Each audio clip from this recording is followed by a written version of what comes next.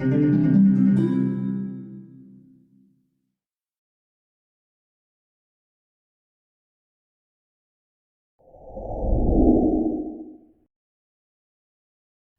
and welcome to my channel. My name is Lynn and today I'll be making a shaker card. However, this time I'm actually going to use one of many shaker kits available in the cat scrappiness shop. In fact, there are a ton that just recently released, and this one is a Christmas stocking, so really fun.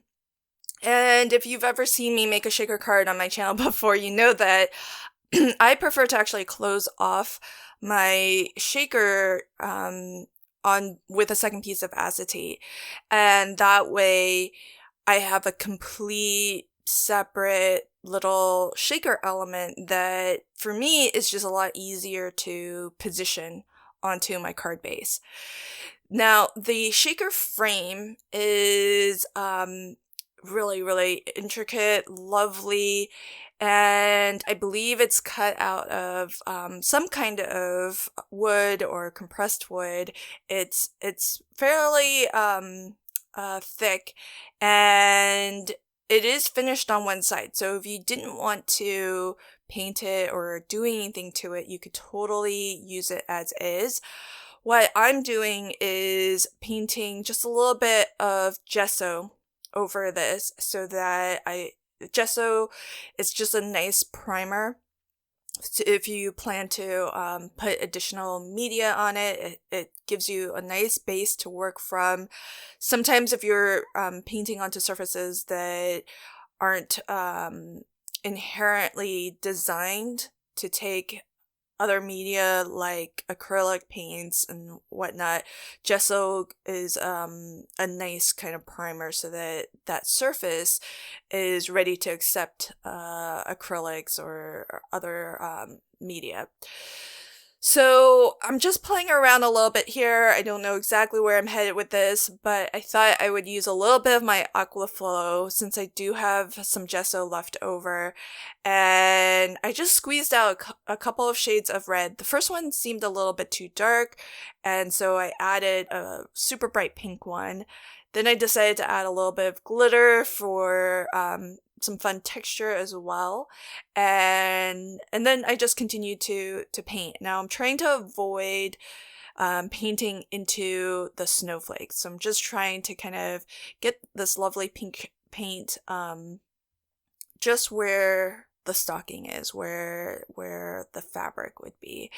And you can see it doesn't take a lot of paint at all, and you can really use anything. If you have acrylic paints, you could use that as well, and you can go over it multiple times and get a nice layered effect. Then I decided I wanted to get a little bit more of that glitter effect going, and I sprinkled even more glitter on top. Now, the original design of the stocking did have some fun lines here, but when I painted them in, because those lines were just cut through the wood, those layers of paint just kind of disappeared those lines. So I'm using my Nuvo drop here to just squiggle on some additional lines, and while I was at it, I decided to add more of those kind of zigzag line details in other spots. Now here, my stocking looks a little bit different, and that is because as that dried and I was looking at it, I felt like the zigzag lines were too contrasty with the pink. So I actually painted over everything with some white paint. And that just helped to just mute everything a little bit, and I think it looks a little bit softer now.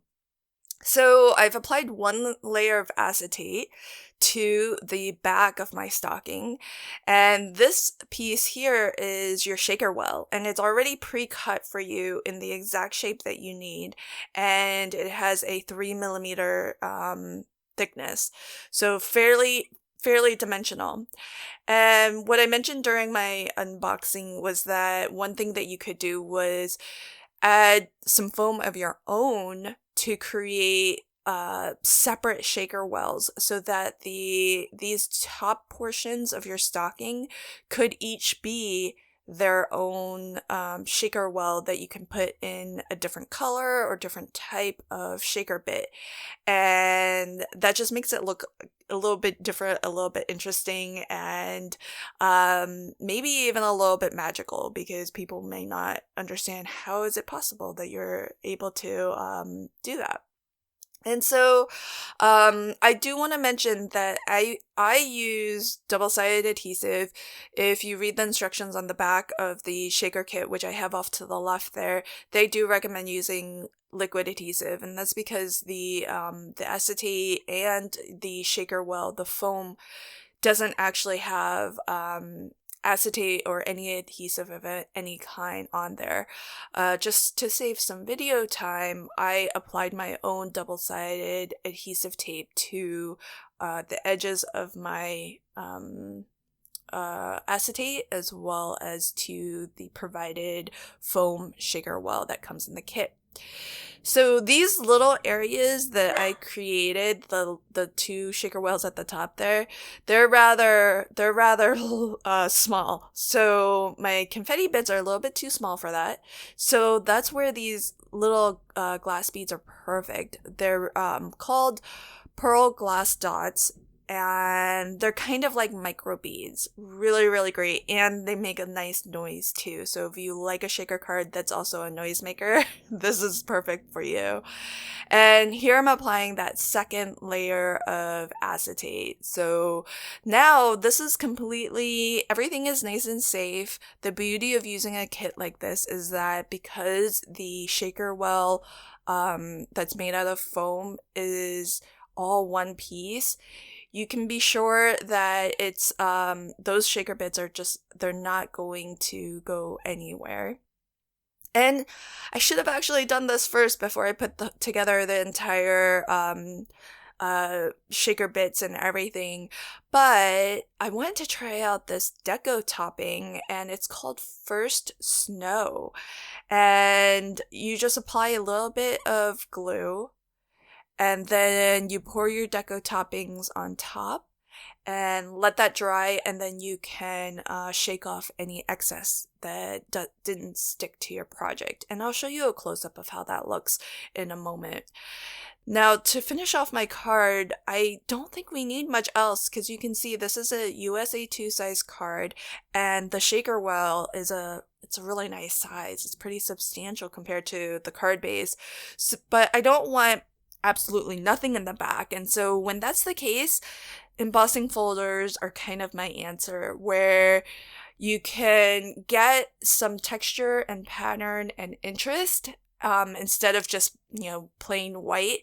And even if it's white, excuse me, like I'm using in this case, it's still lovely and different. So it just helps to, if you're afraid of using, leaving white space and just your bare card base, consider embossing either the front panel of your card base or a separate panel like I did, and applying that. So for my sentiment, I used the couple of words from the Happy Day stamp set, also from Cat Scrappiness, and I just die cut out a little circle, punched a hole at the top, and tied a little bit of twine.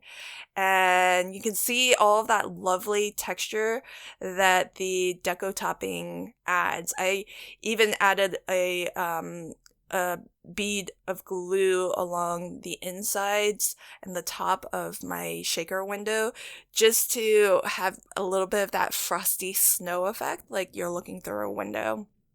I hope that you enjoyed this card today. I'll leave links to everything in the description box below. And if you did enjoy this video, please consider liking, commenting, and sharing. And until next time, happy crafting and have a fantastic day. Bye.